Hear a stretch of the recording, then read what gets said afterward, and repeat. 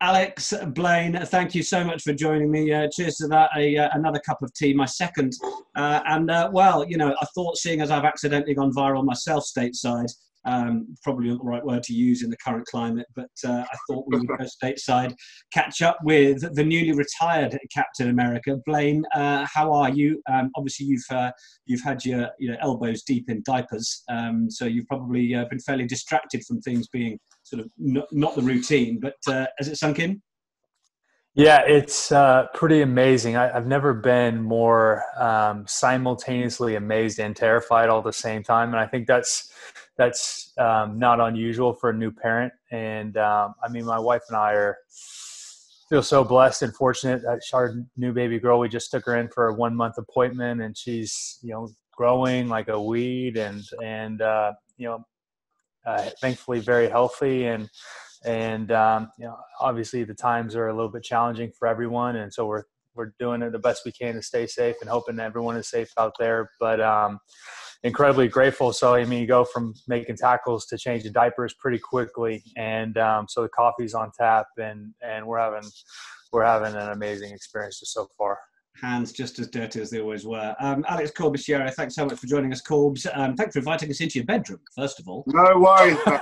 Here we go, behind the scenes. I needed a quiet spot. It's a lovely vista you've got in the background there. I think that's a picture rather than a window, right? No, that's a window. Yeah, it's a picture. But to be honest, San Diego isn't much different outside at the moment, which is kind of positives and negatives. Obviously trying to stay locked down and stay in as much as possible, but it's also nice when you do go out and keep your space from people that you can enjoy some of the weather as well, and exercise outside and things like that. Keep you mentally sane at the moment. Yeah, that's it. Unprecedented times. Yeah, I've just got a kind of dog quilt and a guitar I don't play. Yeah, mate, you're very, very underwhelming right there. No, yeah, I need to jazz up the backdrop. Is that for decoration guitar, or is that an actual guitar that's in use? My husband plays it, so okay. Right. It's not entirely out of use. I mean, what's his go-to jam? I can go with that, Corbs, if that's that is legit. That's so much better. Green screen us right now. That is so much better. How do I get that? I don't know what else I can. You could probably do a beach. Yeah, I'll just see what else I've got here for you just before we continue. It's like forgetting Sarah Marshall. Obviously, showing off a bit of technology via Zoom is what this is all about. There's some people from Gay Sports Day doing a tug of war, obviously. Mm-hmm. But anyway, back to the there we go. So obviously these are pretty weird times. We know that we've sort of said goodbye to the 7 series, which is worldwide. The seasons seem to be off the charts everywhere. No one really knows when things are going to be picked back up. Speaking to a few people, nobody seems to know. Players are having to take wage cuts. Corbs, how much is that going to hurt them? We imagine that most people at the top of elite sport are being paid pretty well, but actually, I guess people have got mortgages, people have got bills to pay, and any change in that income is going to hurt. I think you're spot on there. Obviously, most people who play professional rugby are in a more fortunate position than, say, the average person in the general public. But at the same time, you have 2-3 year contract, your earnings are guaranteed, even if worst case dire injury situations happens, there's still nine months of a 12-month period, you'd still be paid full salary, then on half before release. So kind of the unprecedented nature of just an immediate sort of standstill / wage deduction is pretty impactful. A lot of these players will have a lot of uncertainty of the season, trying to stay fit, wondering if there's anything to stay fit for, what's going on, but also have now the financial worries of, mortgage payments, child costs, loan repayments, whatever they have, they've already budgeted in, and it's not really like I make this much, so, you shouldn't be hard done by. It's more like no one had an ability to plan for this, so many people are exposed, especially now financially. Yeah. Blaine, are you, obviously you'll still be connected with a lot of people who are playing. In fact, a first question before I come on to the second part. I mean, how brutal is the USA Eagles WhatsApp group, assuming there is one? Were you kicked out straight away? Are you still there? I mean, what's the score? You probably run it, don't you? No. I'm thankfully still in a few of the groups, and we're able to stay connected, which is actually really important, I think, during this time, right? It was like finding ways to stay connected, and physical distance doesn't necessarily mean social distance, like in the context of people should be connected at all times. How are you finding it? Therefore, what are the guys saying? How are they coping? I think, like working from a high level down, I mean, sport is typically an escape in situations in times like these, but sport is no exception with regards to being affected by the pandemic, and rugby by extension, and kind of following up on Corbs. It's personal for everyone, right? I mean, safety is first, but part of safety and sort of like establishing your needs is being able to provide for you and your family during times of distress, and that requires paychecks and jobs and employees and employers all across the world are really trying to, I guess, figure out what the right pathway is to not only strategic survival, but actually immediate survival on how we're going to support. And you think about the players, it's also the physiotherapists and the coaches and the larger support staffs of these organizations, and leagues and teams across the United States and across the world are really trying to figure out these really important questions on how do we look after our people, how can they survive, and then also from an immediate personal standpoint, how can we make sure we're able to see through this together and stay safe and protect our communities, Yeah, so many issues to take into account, and the wider people that are associated with sport as well, from the people who work in these clubs as well, as you mentioned, and even down to the match days, the security staff that work on these gigs week in, week out. Yeah. Have any of the boys been showing very clear signs of going stir crazy? No, I mean, I had a FaceTime the other day with Nick Savetta and Eric Fry, and so they're both in France, and they're no longer at the club, but they do have a rower. They have their little apartment complex, and they're tiny little units, but in the kitchen they have like kind of the sink on one side, and they have kind of the coffee table that runs along the side of the wall, and then they have the rower in the middle. Right. And then they have a window, so they get a little air ventilation going through it, but they're grinding away. So they may be small units, but those men are not small units. They are not small. They're big boys. So, I mean, they're just like everyone else, just kind of figure out this way of, staying fit, staying sane, staying connected, and just trying to work through this challenging period of time. Yeah. Now, the last time I think that, certainly American viewers would have seen you two getting the band together would have been on maybe some of the Rugby World Cup coverage or some of the Six Nations coverage.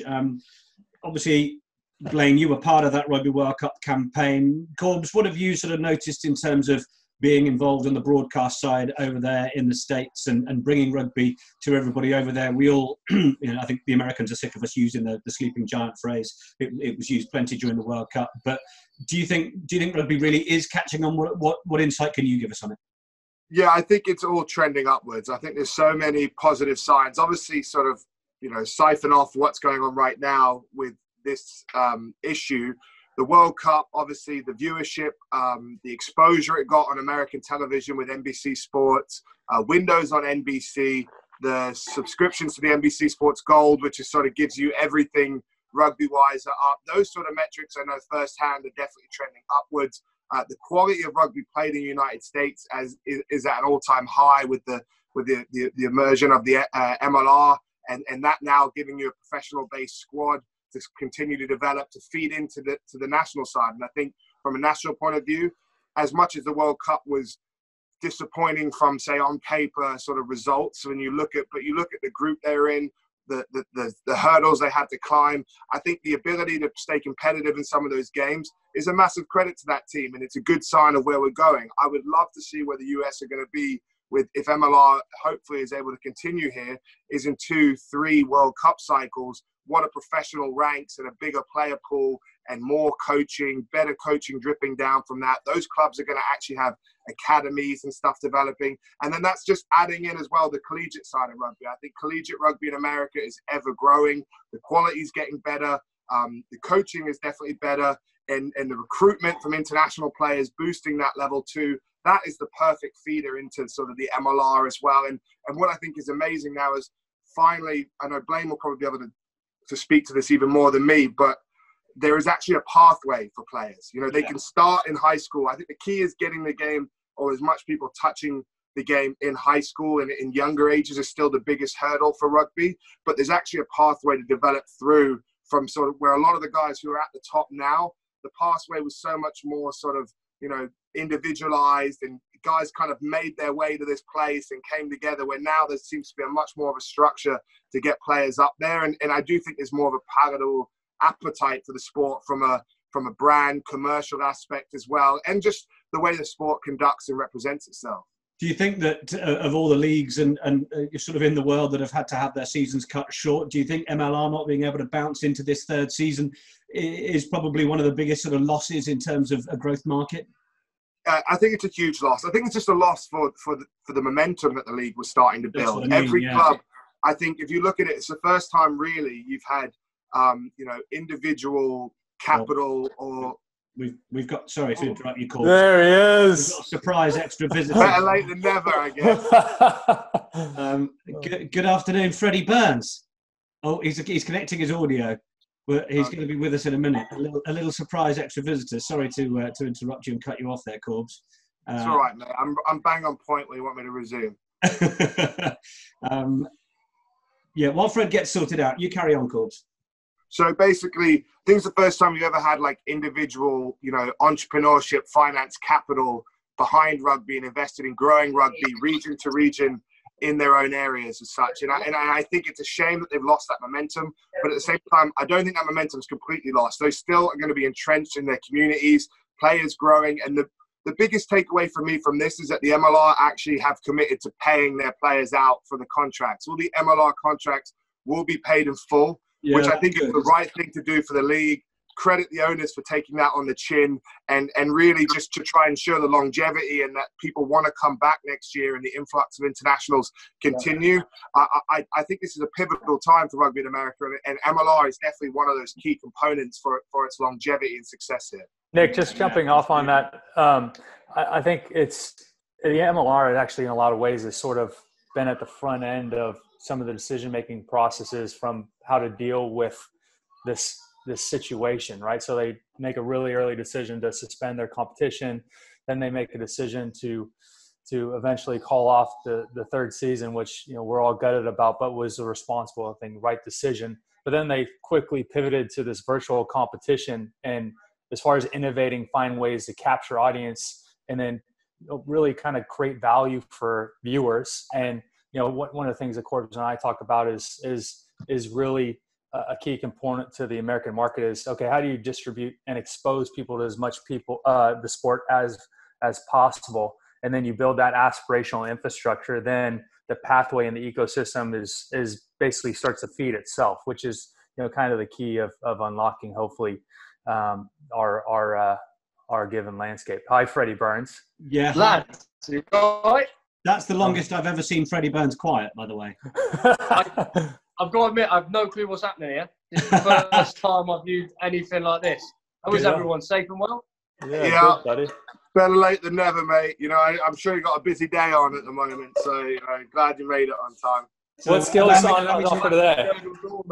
Allow me to introduce Freddie, because I think, Freddie, if you're on your iPhone, you might be getting each of us every time we speak. But yeah, here with Alex Corbisiero, Blaine Scully.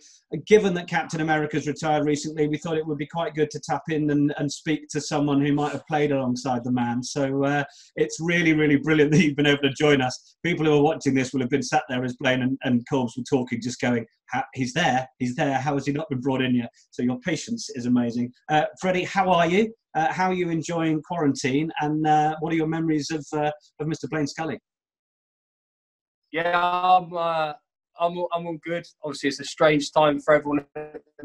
So, getting used to quarantine. I've dragged the missus down from London last week, so she's sick to death of me by now. But we're keeping in there. And as for Blaine, God, what can I say about him, mate? What a great bloke to play with, eh? Like, just for me, it gets all every day made us laugh. I think every time I meet up with Ben Youngs, the main topic of conversation is Mr. Blaine Scully.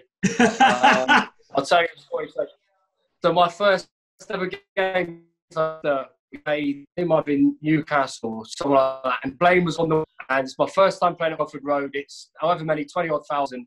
and I'm stood on the centre spot ready to take the restart or the kickoff, and I'm bouncing the ball, and all I hear is, "Hey Burns, hey Burns," and I look over to Blaine Scully on the left wing. He goes, "Just give me a chance," right? I start my life. I named it back Blaine Scully. Brilliant, Freddie. Your line is just a little bit dropping out on us, but I think we certainly got most of that. Clearly, then, just someone who wanted to compete for everything. Oh, we've now lost him entirely. Hang on, I'm trying to work my phone out. It's rubbish. Well, you got me? Sort your Wi-Fi out, mate. Honestly, terrible. Oh, hang on, am I back? Yeah, you are back. You are back. It sounds certainly like the main theme of that was that Blaine's a competitor. Blaine, I mean, I guess you get the right of reply here, right? Yeah, no, I remember that game, and I remember playing with Freddie, and I love playing with Freddie. One of my things was always the aerial game, and always backing myself in the aerial game. So it was pretty typical conversation between me and a fly half. If you get yourself into trouble, you always got me to bail out, and all you have to really do is put the ball somewhere in the area, and then I'll go get it. Very, very good. It's nice to have someone like that who's going to do that job. I mean, Blaine became a pretty strong fan's favourite at Welford Road, didn't he, Freddie? Yeah, he did, mate. By the way, I hope my internet's all right. If it keeps cutting out, let me know. But, Blaine was, like I say, a great character, played with his heart and gave his all. And, that's all you can ask for from a player. So I think he's one of those that, even when we had bad days and we didn't play as well, he was a guy who was always seemed to be giving his all. So a real good guy to go into battle with. And, yeah, someone I'll always have fond memories, and I feel very lucky to have shared the field with him. And Corbs, I had the privilege of reporting on the USA at the Rugby World Cup. So Blaine and I spent pretty much every day seeing each other. A lot of time together. We did spend a lot of time together. It was very quality time too, because you were the only one there. Because I was the only journalist there. I mean, this was part of it for my World Cup experience. I mean, I'm expecting that when England are going to play the USA, maybe some journalists will come and find out what's happening in the USA camp. No, they're not going to. Argentina, no, they're not going to. The French, no, they're not going to either. So I was amazed and sort of wondered, therefore, what it must be like as a player if, you've got to do your media duty and you sort of might complain about it. But actually, if you get to the point where you realise there's no one turning up to interview you and want to know about your journey, that's got to be pretty tough to take. I don't know how that's directed at. Is that for me? Well, yeah, Blaine. I mean, it'd be interesting to hear your thoughts on it.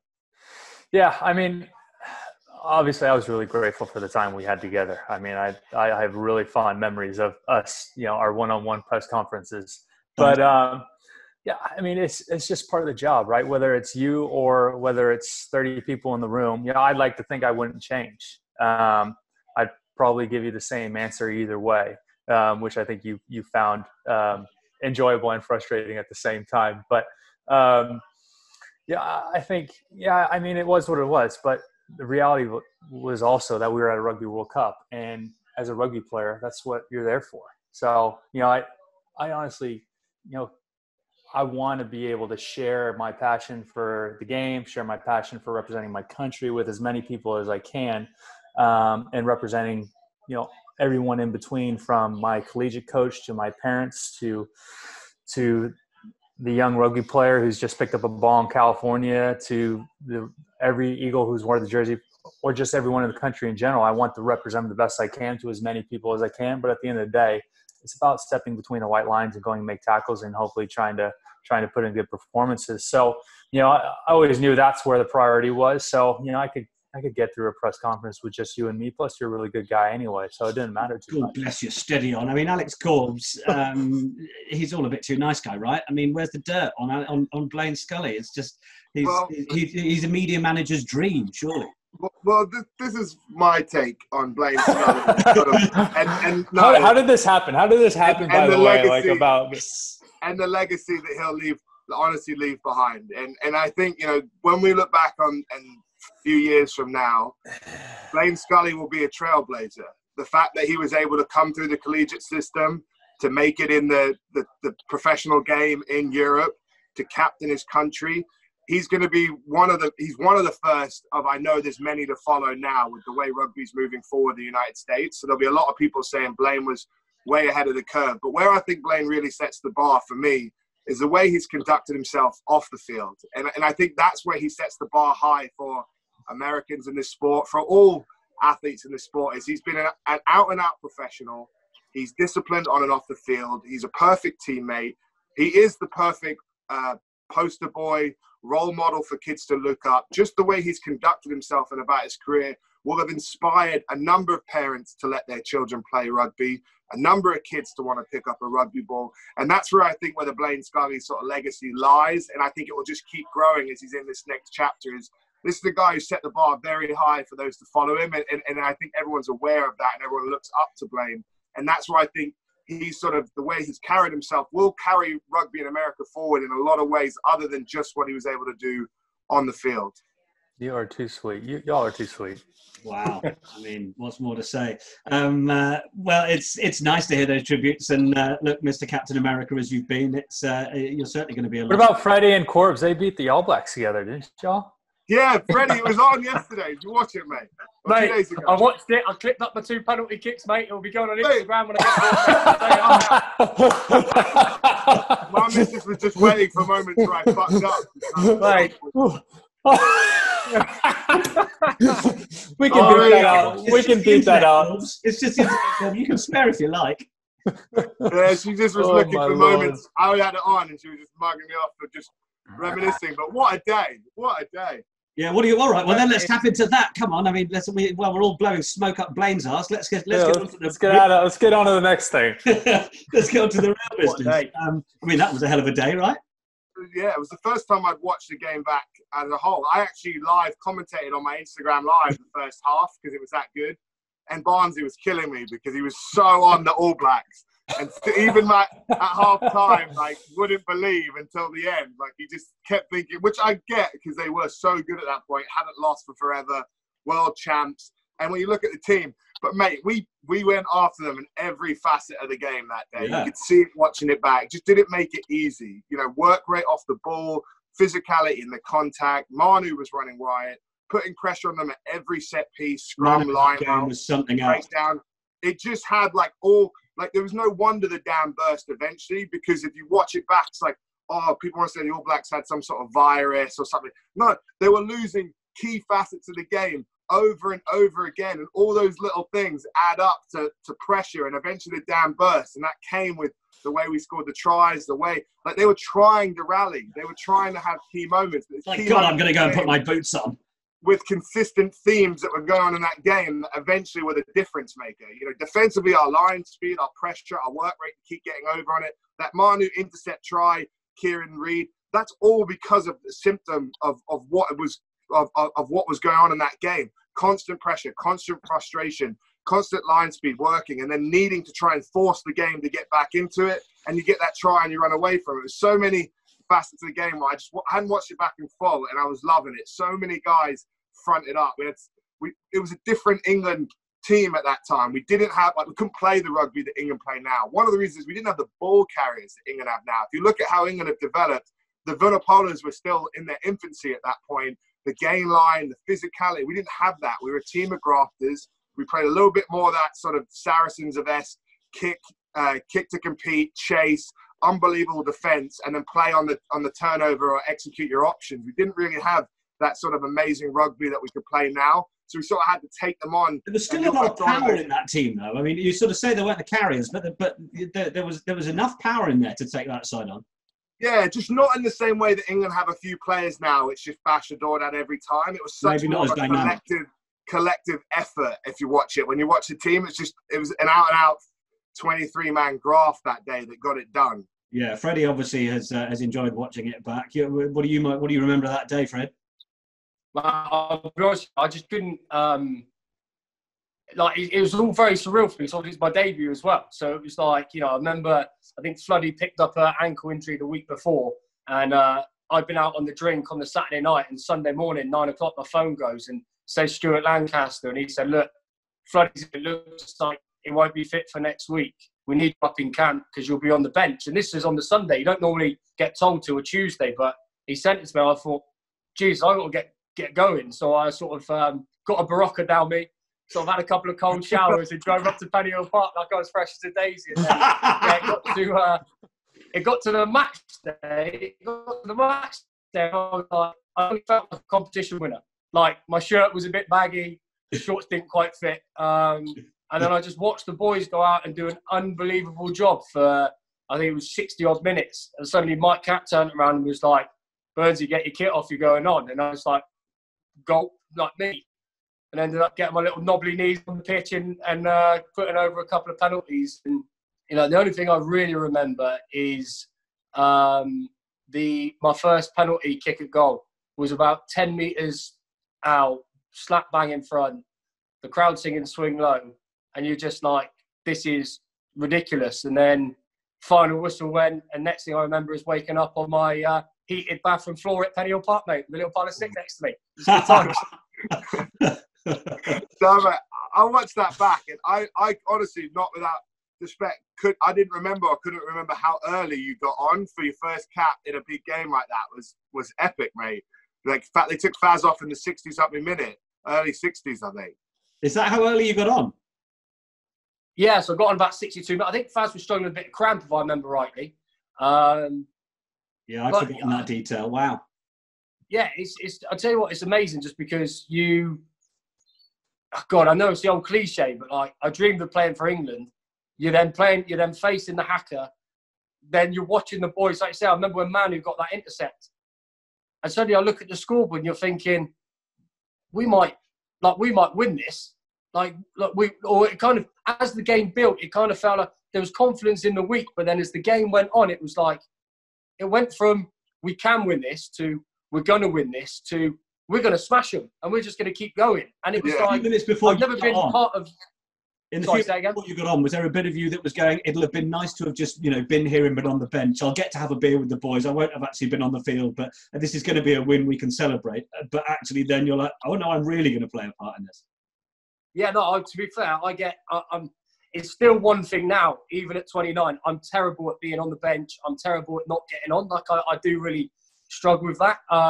So I was like, as the game went on, I thought, just, a nice little 3-4 minutes here would be great, because I don't want to come on but then there was something about that group of players, and like, they were all so good and we had such a good sort of team spirit that I didn't feel like anyone looked at me as the new cap, the kind of like, oh, won't he deliver?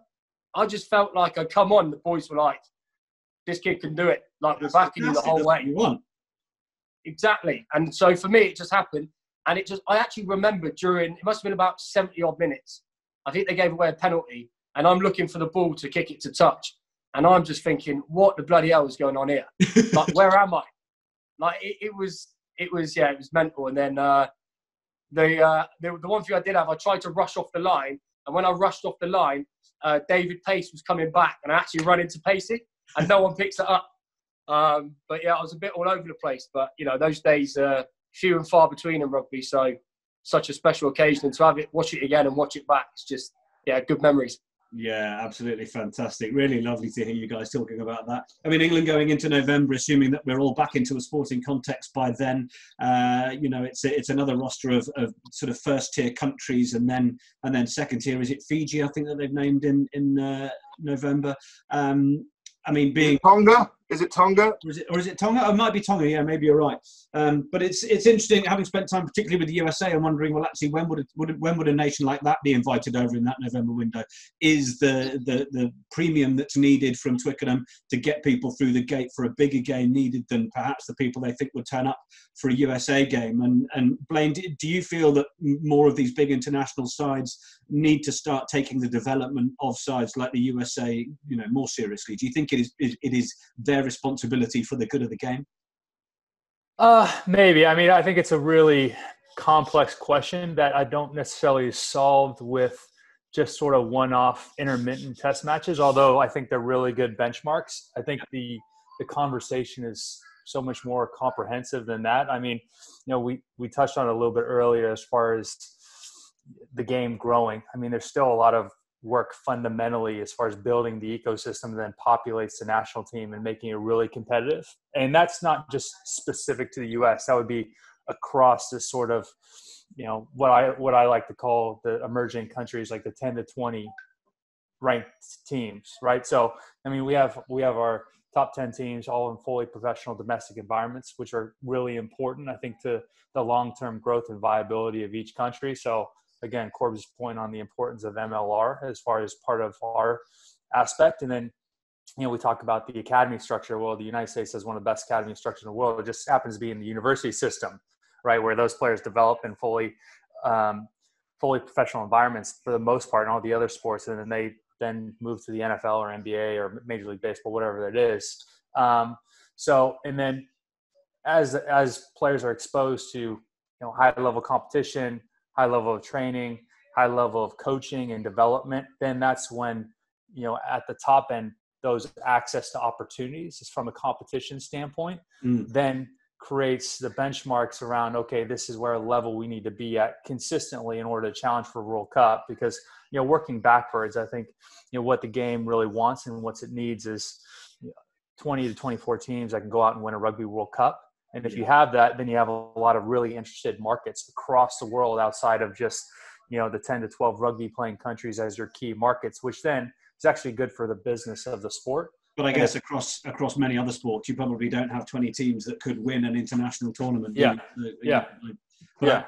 I take the point. Really fascinating stuff. I think we should watch out, P-Show. Watch out, Beaumont. There's a new World Rugby CEO on the horizon. Yeah, Captain America has set his sights high. That is the key. Listen, we should. I'm just trying to change some diapers here. If I can successfully change one diaper a day, then we can have a conversation about me maybe finding a job after being a player for the last 10 years. Literally baby steps, mate. Literally. It's a good time to find a job in the sports space, mate. So I'm sure it'll be good. Yeah, it probably is. There's plenty of online interview opportunity. Before we go, Freddie, I should just come to you, who's obviously a man who's currently playing. We've heard about the various cuts in wages that players are being asked to take. We spoke about it briefly here just before you joined us. It's an uncertain time. How are you coping with everything? Yeah, I think it's at Bath, nothing's been confirmed pay cap wise yet. Obviously, we've heard a lot of rumours. A lot of other clubs have come out and stated where they are. So. I'll reserve my opinion on that until I find out exactly what's happening on with Bath. I just think it's a terrible time for everyone at the minute, isn't it? And you bump into people, and you talk to people over messaging. Everyone's in the same boat. Everyone's going to be affected in some way. So in terms of that, I try to stay optimistic.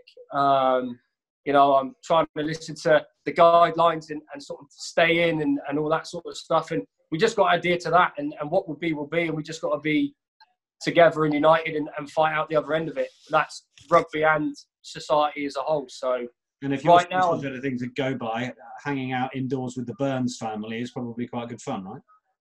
Yeah, but we've actually, so the older brother Jack's fiance's pregnant. So she's on proper, even though she's feeling fine, she's in proper isolation and he's staying well away from anyone. I said I'd drag my girlfriend down. So with day 7 of being together, which is good. It's a lot of fun. If she didn't come down, I'll be on my own. So at least I got someone to annoy. But yeah, like I say, it's just such a weird time, isn't it? And I think there's so many what ifs and things to come on the horizon. So. Just try and fill my time with doing some good things, getting out, getting some fresh air, and talking to guys like you, and just enjoying the commentary, mate. The commentary's gone, but I didn't see it. Nick's a big deal now. Mate, smashing. Hey, he's huge. He's huge. Hardly. Listen, Blaine, you've got diapers. Obviously, we'll be calling you away, I'm sure. What's next on the horizon for you, buddy? Enjoy being home first and foremost, and then just start to have a lot of conversations and look, touch, and feel a bunch of different things on as far as what might be a good fit for me moving forward. Would you be someone that sort of likes continuing to your foray into the broadcast side? Would you love to coach? Would you love to be in the governance side? That's part of what I'm trying to figure out. Yeah, that's what I'm trying to skip of World Rugby, but yeah. That's kind of what I'm trying to figure out now is I guess, okay, find a lot of different points of, I guess, interest that then I can explore a little bit more and lean into. It's like, okay, what does this look like as far as day to day, and would my path potentially be, a fit for me, and would I be able to provide some value there? So that's kind of what I'm going through right now, and I'm doing some online education stuff and trying to re-up there and reintegrate myself to actually, thinking critically and learning some business skills outside of just, what does it look like technically and tactically to break down, Samoa or Scotland or any team we're playing. It's just a different transition. So, I mean, there's a lot of transferable stuff there. It's just a matter of like reframing and I'm actually really excited about the next opportunity. I've done sort of all my internal work that we all have to go through as far as this, transition from professional athlete where you invest everything. It's your whole life and you have to make decisions on what's best for you and your rugby. And now my transition is, and my priority is my family. And I'm now squarely the third on the priority list, which is totally great. And I love and I'm enjoying. And then now it's like, okay, where do I fit professionally moving forward? And so just kind of going through that process now. And, hopefully we'll be able to find something in the next couple of months and go from there. Or whatever it is, you will smash it. Corbs, what's keeping you entertained while you're holed up? Are you someone that can cope with being holed up like this? Are you managing to get your workouts in, that sort of thing? Well, luckily, obviously, I'm in San Diego, so going out, the weather's still pretty nice. So when you do go outside and you keep your distance from people, you're still able to exercise, keep it. And my fiance's obviously still, well, hopefully training for the Olympics or still on course. They've dropped off some sort of distance training supplies. So got a rower and a few things to keep busy. But looking into maybe some online certifications or something to do to pass the time, because for us, I don't actually have much going on. My vocations are completely at a standstill at the moment, whether it be my work at NBC Sports covering, rugby in general from across multi different leagues and everything. That's all stood still. I'm still doing my podcast of Scrum Down, so if people need some extra stuff to digest, me and Blaine did one yesterday. It should be coming out today or tomorrow. Great episode. And we got a few interviews lined up. Trying to go around the line of finding guys that I've played with or guys that maybe retalk old games or memories or something to give, just something different for people to listen to, because there's a lot going on in this space at the moment. And then, coaching is at a complete standstill as well. I coach at 2 universities here, a little bit of MLR when I can. And obviously all of that is on hold for the foreseeable future. Definitely this season's done. So kind of those areas are pretty quiet for me. I'm currently sort of shacked up with my fiance, who's an athlete, and then our other housemate, who's an athlete. They're trying to train and stay fit, but also, try not to be on top of each other too much and still have our own space. It's a bit of a balancing act. And I guess it's just the uncertainty of how long things are going to be like this for is probably the biggest thing, where you're just trying to keep your mind active and busy. I'm a big believer in meditation, so I've been meditating, trying to stretch and hit some flexibility goals and just control the controllables. As cliche as that sounds, that's really the game plan at the moment. No, that's good. Enjoyed hearing you say you're doing your best to not spend too much time on top of each other. Certainly, that's one way to spend the time. Listen, all 4 of you, all 3 of you, even looking at full screens, talking to myself in the third person. That's how viral and ahead of myself I've already got. It's that big now. But listen, I'm so grateful for your time. It's been really good to just chew the fat. And there's probably a whole load of content that's going to come out over the next few weeks, and hopefully not too many months. But it's been great to catch up with you. And listen, keep yourselves well and out of harm's way. And I look forward to catching up with you all individually soon. All the best. Cheers, Nick. Appreciate you. Stay safe. Stay safe, everyone.